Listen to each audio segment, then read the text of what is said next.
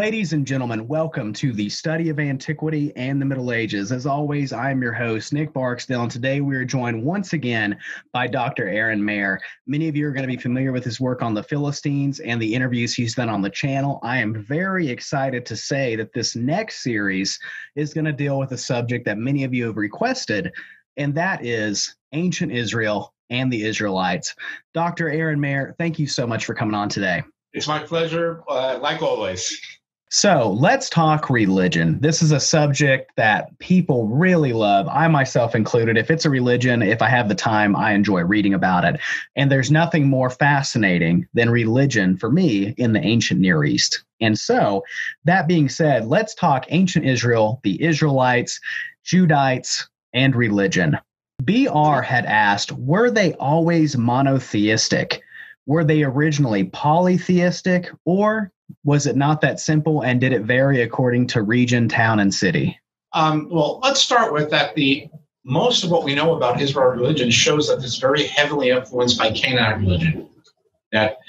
So, for example, the names of the Canaanite gods, or some of the Canaanite gods, such as El and Baal, and are sometimes, and their attributes are incorporated in the biblical text into the attributes and even the name of the Israelite God.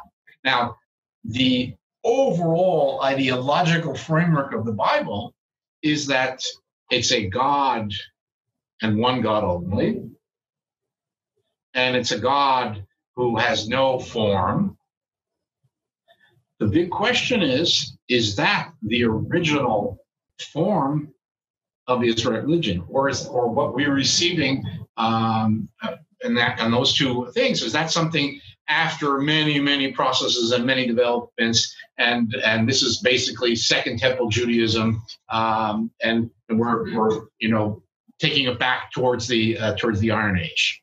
So we know that during the Iron Age there is evidence of use of depictions of the Israelite God. There's figurines, both male and female. So this aniconic Judaism that we're familiar with from later stages of Judaism is not exactly in place in Iron Age Judah and Israel. That said, there's a lot less iconography in Judah and Israel than you have in many of the surrounding cultures.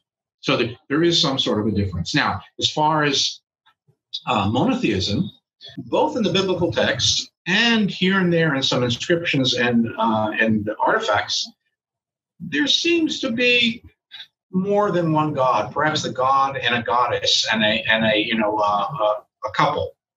Perhaps Yahweh, the name of the Israelite God, and perhaps Asherah, according to some. Another thing is, both in the biblical text and in other evidence, they very often talk not of monotheism, but monolatrism. That means that it's not that you don't believe that there are other gods, but the other gods are weak, or not strong, or insignificant. So if the Bible talks about, it's not there is no other God always. Sometimes they talk, there is no God like our God.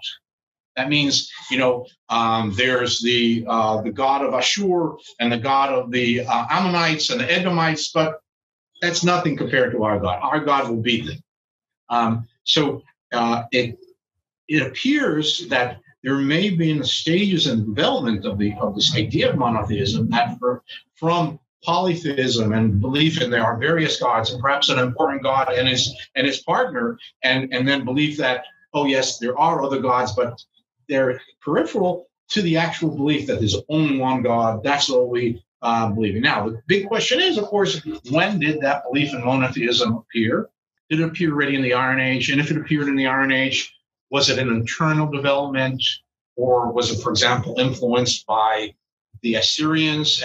Because in the late Iron Age, the Assyrians also have this phenomenon in which Assur is turned into a primary god. Other gods don't disappear, but he becomes elevated.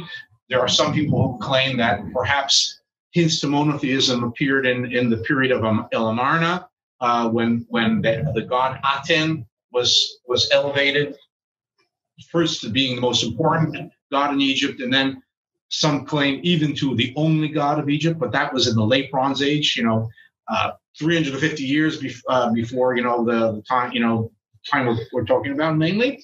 Some people have claimed might be some connection with Zoroastrianism, and there is possibility of various influences. What we do know is that when you come out of the Iron Age and in the Persian and Hellenistic period, Judaism already is monotheistic. And the question is, when did that occur? When did the transition, go on? Is it already in the Iron Age? And if in the Iron Age, perhaps as in the question, there were those who believed in it and those who didn't believe in it. And perhaps the biblical text represents those who didn't believe in it. Those who did believe in monotheism. And the archaeology shows us that there are other, interpretations around.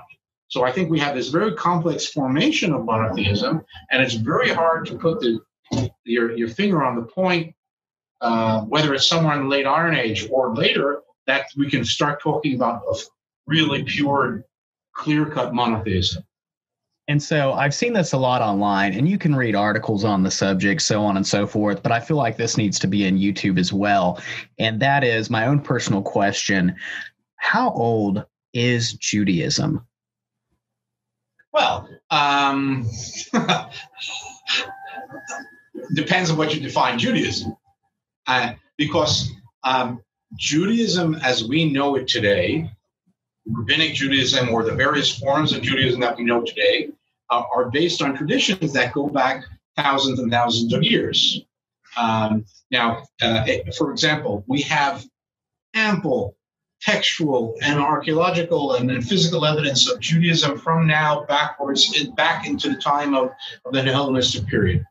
No question about it. Now, even so, the traditions that were on the ground during the Hellenistic and Roman period have evolved, and they're very different from what's currently professed by the various types of Judaism.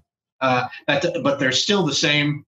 It's still the same religion that's developed over time, and no religion stays the same. If you look at Catholicism today or Islam today and compare it to what it was centuries ago, it has gone through a process of development. Now, once you start going further back, before the Hellenistic period, we can see the connections and the continuity, but there's a lot more evidence of major changes that occur. So, for example, that's why many, many people will talk about Israelite religion up to the end of the Iron Age and talk about Judaism from the Persian period onwards, because it is a continuity, but there's a lot of change, a lot of development, a lot of major things that have gone on in that period. And again, it's not a clear-cut,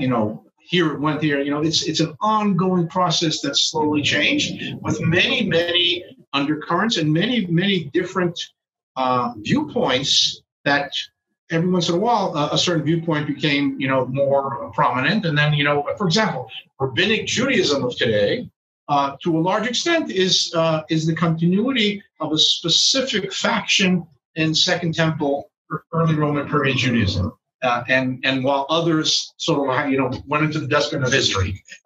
So that's how, things never stay the same. They develop and their influence, et cetera. So, but I think you can talk about that. There is a clear-cut cultural connection between traditions that existed in the Judite and Israelite kingdoms in the Iron Age up until Judaism and today. It's completely different. And if you would take an observant Jew today and put him in a time tunnel and take him back to Jerusalem in the Iron Age and show him the temple, he would probably have apoplexy and die, because it's so different. But nevertheless, you can trace the continuity and the traditions that as they evolved. And that pretty much confirms my thought as well. I mean, if I were to look it up on, let's say, Britannica, for example, it really gives you the example that it's really not black and white, right? And there's so much continuity between, ancient Israel and their religion and what we have today. And so it's really awesome that you were able to clarify on that. Now, what do we know? And this is a broad question, and that is, what do we know about ancient Israelite religion and religious practices? Did it vary also according to city and region, or was there more of a clear-cut practice and belief? Well, in the Iron Age, you could talk about, I would say, grossly speaking, of traditions of the Israelite kingdom and the Judite kingdom.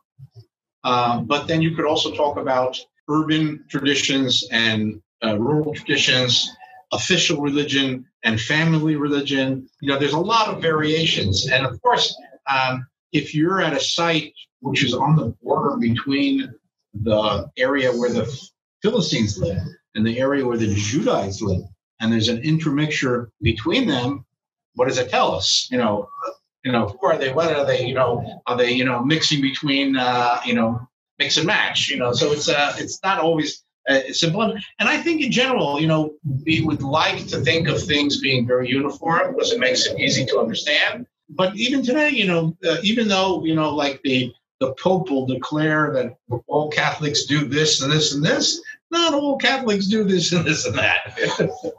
Yeah. So Troy Von Clemens had asked, what do we know about the history of Yahweh, and how did it evolve in Israel over time? There are a couple of Egyptian sources from the late Bronze Age which may mention tribes of Yahweh or something like that. So Yahweh was a god that existed apparently in the late Bronze Age, but he wasn't a very central and important god. He's not mentioned in any way extensively in any of the Canaanite texts or significantly in Egyptian texts. So he apparently was a god of a very specific group of people, and they probably were one of the main components of Israel. Now, interestingly, the name Israel, the L ending, is another god. But Yahweh became the important god. Now, what happened with time, according in Israelite religion, Yahweh took on names and attributes of other gods and incorporated into his identity. So it could very well be that there was a group who believed in a god named Yahweh, and there were groups that believed in other gods, and they got together, and over time, the Yahweh became the important god. Now, by the way, for example, in the Northern Kingdom, they pronounce Yahweh in a different way than in the Southern Kingdom. So it might indicate, different traditions about that God. It's a very complex, and again, our vision of Yahweh as the single God, that may be very much influenced by later understandings of who this God was. And then we're projecting this back into the Iron Age. That is really interesting. Actually, I think a lot of people are really going to find this very insightful. That is great. Is there a link, Verum Rex had asked, in your opinion, between Zoroastrianism and Old Testament religious beliefs? Well, first of all, when you compare the history of, let's say, Iron Age Israel and Zoroastrianism, so they appear more or less at the same time.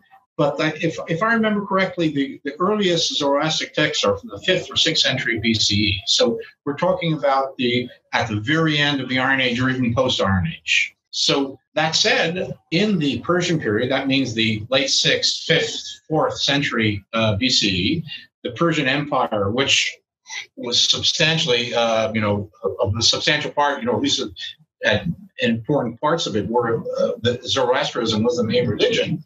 They controlled the land of Israel, and they were both controlling people of Judas who were in the land of Israel, but they were also controlling areas where exiles from the Israelite and Judite kingdom were in Babylonia and beyond.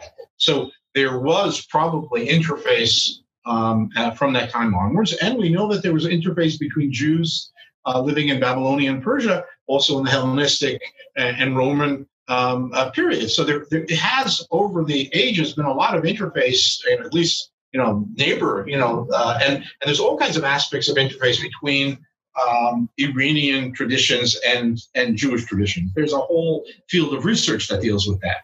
Now, there have been various claims that monotheism came from that, and the concept of good and bad, and the importance of fire, and all kinds of aspects. So one of the things is people are always looking for, what's the influence of that? Can we always put out everything? Basically, everything is influenced by everything. And you can always find some sort of influence on something. So I would say probably Persian traditions, including Zoroastrianism, did come in contact with Jewish traditions, and there might have been, bidirectional influences. I don't think, though, there are good chances that this influence occurred already in the Iron Age. It probably occurred, if it did occur, it occurred post-Iron Age. And then again, the question is how deep and how profound these connections were, and that's already a more problematic issue. Do you think that Akhenaten's attempt at a form of monotheism could have had an impact on Canaan as well, or no? It has been suggested, and for example, the famous one is Freud. Suggested this in his book. What do you call it? Moses and Monotheism, or something like that. That's the name of the book.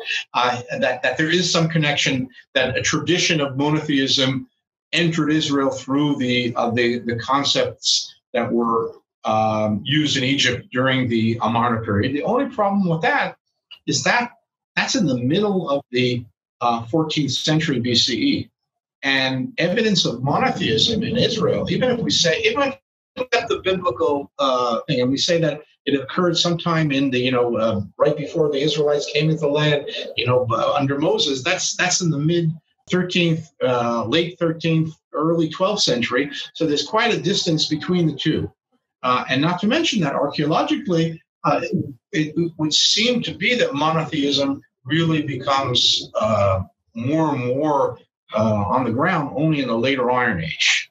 So it's a little hard to make that connection. That said, you never know.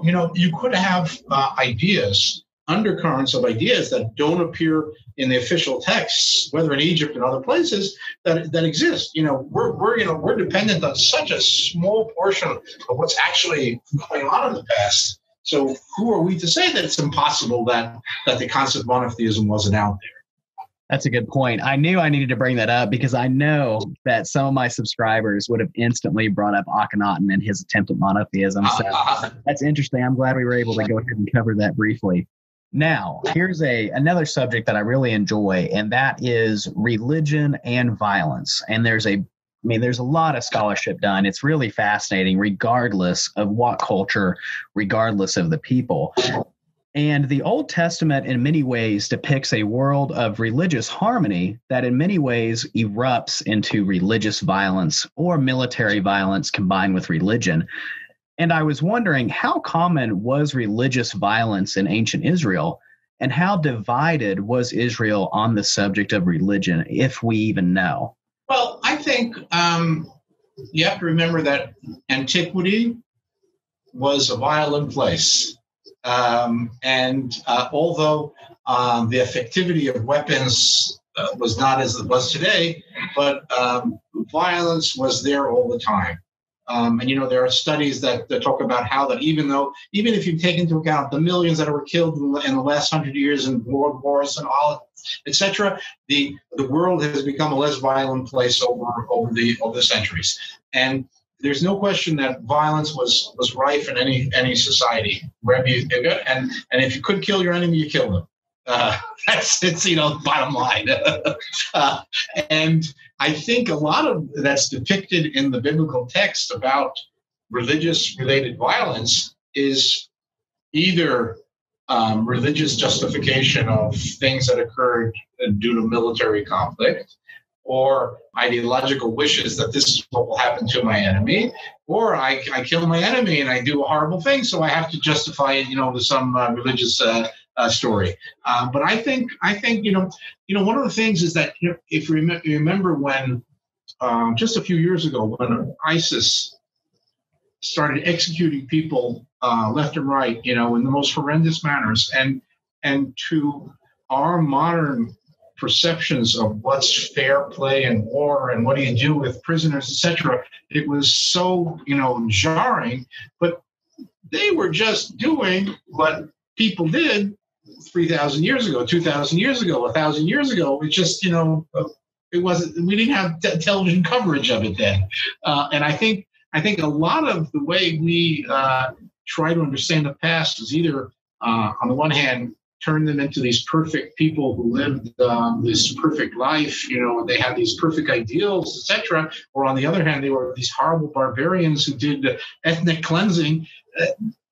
They were people who were living very complex, difficult lives, and they had to fight for their survival, and they fought tooth and nail, and sometimes in what we would consider very, very atrocious manners. And that was life, I think in general, there's this inclination to sort of see the past either as very rosy or very horrible. And it was a combination of all of it at the same time. So, I know I made a comment about the paleo diet in one of the previous things, and a lot of people got mad about that. So I think that's part of it. Painting this rosy picture, which is very often based on your ideology and interpreting the past, is problematic. There's this great poem, which was turned into a book. The past is a foreign country. They do things differently. And they did things very differently from the way we do it, and they understood it very differently. And trying to impose our understandings and our ideologies on the past is exactly that, in imposing our ideologies and understanding on the past. So, for example, looking at the biblical text, how the Israelites slaughtered the Canaanites when Joshua conquered the land. First of all, did that conquest even occur? If some of it occurred, what happened? And what is it saying that the Israelites want to ethnically cleanse their enemies? Perhaps it's a reaction to someone who did that to them. Who knows? But just to say simplistically, and make your comparisons between the biblical text there and modern day events today. It's mixing between things that shouldn't be mixed. Yeah. Now, let's talk about another particular favorite subject, and that is sacrifice, and not just referring to animals per se, but the topic of human sacrifice as well when it comes to ancient religion. Do we have any evidence at all for human sacrifice within the borders or regions of what we consider ancient Israel to be? And if so, is that due to the Israelites or possibly due to florid borders of their neighbors? There's a very strong tradition in Roman sources, but also in archaeological remains relating to the Phoenicians of the Tophet. And according to that, the Phoenicians sacrificed infants to a god. And according to the Roman depiction, they were thrown into a fire or something of the sort. And there have been found several cemeteries in various Phoenician sites, both in Lebanon, perhaps in northern Israel, there's perhaps a hint, and also, for example, in Carthage and other Phoenician sites in the Mediterranean, where it has been suggested that this was evidence of this infant sacrifice. Now, there's debate about this. Some scholars accept it, some scholars don't accept it. But the biblical tradition is very clear in talking about that the Phoenicians burnt their babies, sacrificed their children, and there is a biblical narrative saying that this tradition also came to Jerusalem in the late Iron Age and castigating it. This is a horrible thing that shouldn't be done. So there seems to be a tradition that there was some sort of infant sacrifice practiced by some people in Iron Age Judah, but we don't have any evidence of this archaeologically, and we don't have any evidence of other types of human sacrifice in Israel or Judah during the Iron Age. Does that mean that it didn't occur at all? It's hard to say, but it's not something that it's for sure. I mean, if you think of the biblical text, the one place where supposedly they were about to do a human sacrifice is Abraham and Isaac, on the Mount Moriah. But that's put out there as sort of like the horrendous thing that he's about to do because the God said, etc. And in the end, he doesn't do it. So again, the question is, what was the writer trying to convey there? You could argue that he was trying to convey that they're very much against that type of behavior. And again, we don't have any other substantial evidence of this, and archaeologically, we don't have it as well. On the other hand, in other ancient cultures, whether it's to a certain extent here and there in Egypt, to a certain extent here and there in Sumer, and Minoan Crete, and other places, there are hints of human sacrifice. So, sometimes it's archaeologically visible. We don't have anything that tells us about this in Iron Age Judah or Israel. If you read like the Old Testament, you see like Jericho, for example, only one family is spared, and you're not supposed to take anything from the city, right? It's the one guy who does causes a military disaster, and it's like the city of Jericho, and realistically everything in it is supposed to be almost like an offering, right, to their God. And Saul, I think it's is it the Ammonite king that he spares? Yeah, details. The supposed supernatural, I guess, curse on Saul because he doesn't obey, the commands given him by to kill the king. Yeah. Mm-hmm.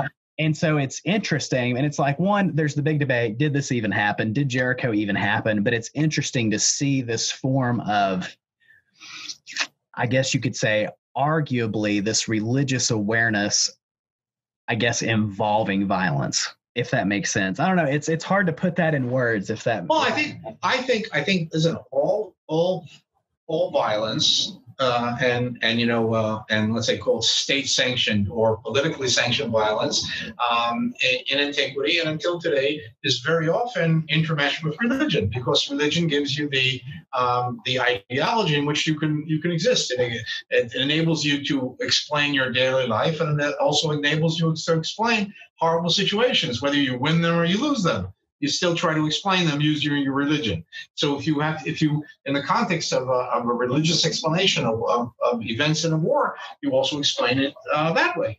So I think it's just it's integrating. In antiquity, as in many traditional societies, there's no separation between life and religion.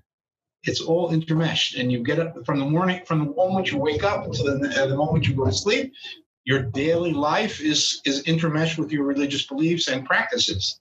So I think it also goes for your conduct and war. But on this little topic, because I feel like this is a really interesting one, whenever Saul doesn't kill the king and spare some of the livestock and stuff like that, was it a prophet or judge that had told him he was supposed to? I can't remember. Samuel. Samuel. Yeah. Do you feel like this could be a reference to almost a power struggle between a priestly class and the kingship? Very much so. Listen, the way the biblical text describes the appearance of the monarchy as a struggle between various classes. So I'm sure this is something that existed. And as I said before, it's the kingship in antiquity and in ancient Israel was not this one charismatic figure that controlled everything, but he had to muscle his way into the position based on charismatic leadership and coalition politics. And I'm sure he had to convince or overcome other people who had claims to leadership as well. Ladies and gentlemen, thank you for joining us today at the study of antiquity and the Middle Ages. I hope you've enjoyed what we've done so far.